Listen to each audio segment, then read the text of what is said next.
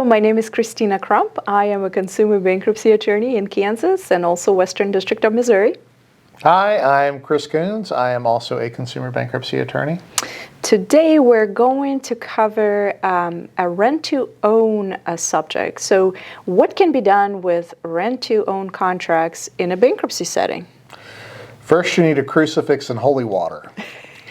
But in the absence of those, not much. Yeah. If you have rent-to-own furniture, electronics, tires, which is unbelievable.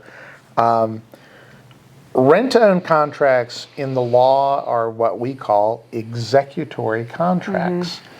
And executory contracts run outside of the bankruptcy case. So if you have an executory contract, at the time you file a bankruptcy case, it continues to run. And you are supposed to continue to make your payments. Oh, well, you have an option to maybe get rid of the executory contract. You can break the contract and give the items back. Absolutely. But if you want to keep the items, you actually have to continue making payments under the terms of the original agreement. And that is the rub. Right. Because the terms of the agreements are almost always atrocious. I mean, they're almost always terrible terms. You are usually paying at a minimum double what the item costs, and quite often 3 or 4 times what the item will cost, at least used. And it's not uncommon that you're getting used items. That's the other thing.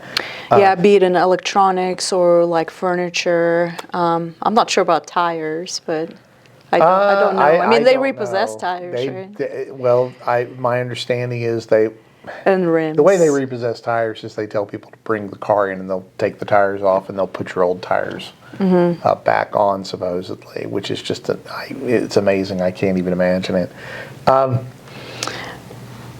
How expensive, like in general, is usually rent-to-own agreements? Well, it's deceptive. The whole idea behind a rent-to-own agreement is to provide you with a monthly payment, and payments sometimes weekly, bi-weekly. Depending on how often you get paid. Well, sometimes it's depending on how often you get paid, but the whole idea is to not let you know exactly how much you're paying, or not to give you a good idea of how much the cost is going to be.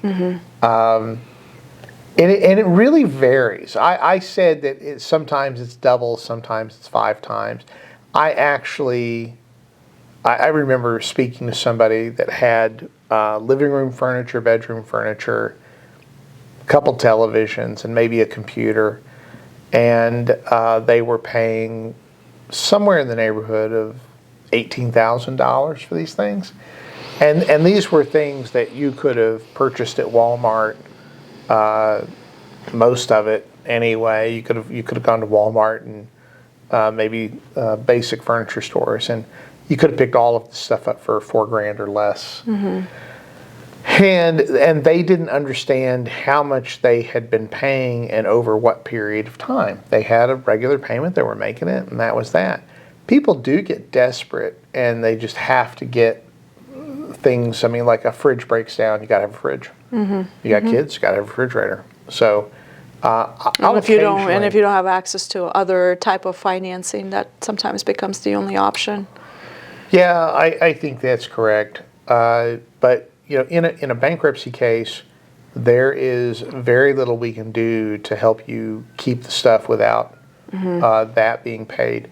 Once in a blue moon, you can argue that it is not really an executory contract. It is a disguised sale. And so you can try to get the contract ripped up and get the judge to order, no, this is really a sale. But I'll tell you that the... What does that mean? What does that mean if you can classify it as a sale versus an executory contract? So in certain bankruptcies, Chapter 13s in particular, you're going to pay secured creditors through the bankruptcy case. Now, you don't do that with rent-to-own contracts. They're paid outside the case. But if I can convince the court that the rent-to-own contract really is a disguised purchase agreement, then I might be able to buy that item as a secured item, essentially through the bankruptcy case. So you just pay value? I would think so, but I think you have some problems there. This typically comes up not with furniture, but it comes up with lease-to-own vehicles, and usually when they're done at smaller car lots, things like that. I obviously do not like rent-to-own contracts. I don't really like them. Like, I don't really like vehicle leasing, although it's not terrible. But I don't think much of it in general. It's not for everybody. I can't stand rent-to-own furniture, electronics. Sheds. Oh, rent-to-own sheds for a while were the bane of my existence, and yours, I think, too. Yes. Because we would see those things quite a bit. And I don't like rent-to-own housing. I find that rent-to-own housing contracts are often difficult to enforce on the part of the purchaser and easy to enforce on the part of the seller. And the sellers are always trying to kick the purchasers out so they can resell that property. And the other thing I really got to warn people about is that when you have a rent-to-own contract, you stop paying on it, eventually the rent-to-own people are going to sue you. And they're not going to sue you for the value of that stuff. They're going to sue you for the contract. And so I've seen people come in with $10,000 judgments for like four big screen TVs, where the big screen TVs weren't worth more than $2,000 total. At the time. At the time. And now there's a $10,000 judgment. And those things are horrid, and generally those creditors are what I would consider aggressive. They're still probably dischargeable in the bankruptcy, but they show up more, I guess, and argue a little bit more. Yeah. So if you have a rent-to-own contract and you are anticipating or talking to your bankruptcy attorney about filing a bankruptcy, make sure you mention that you have one of those. We always ask. We ask. But always have that in mind, that you want to talk to your bankruptcy attorney about that. If you're in a Chapter 13 and you have one of these rent-to-own contracts, that can also impact your future payment once that rent-to-own contract is done. Because if it lasts only for, say, 6 or 12 months out of your 3-year case, that could also create other issues. So whatever it is, you need to discuss this with your lawyer. Agreed. I would also suggest that you strongly consider, if you're even thinking about getting into them, or if you're in one, you think about getting out of it.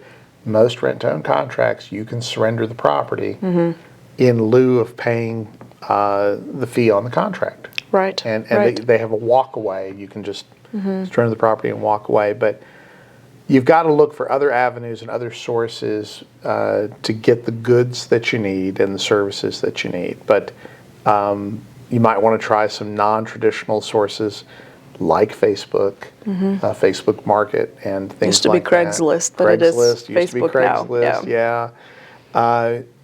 But it may sound silly, but you might want to try some of those things. And sometimes in my bankruptcy planning, when I plan cases out with people, we will talk about how to get out of those contracts, get the property surrendered, and then replace that property and then move forward with the case.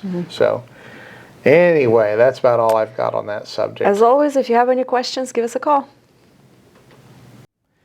If you need to stop creditor calls, harassment, collections, lawsuits, repossessions, garnishments, or foreclosures, please give us a call. Consultations are free.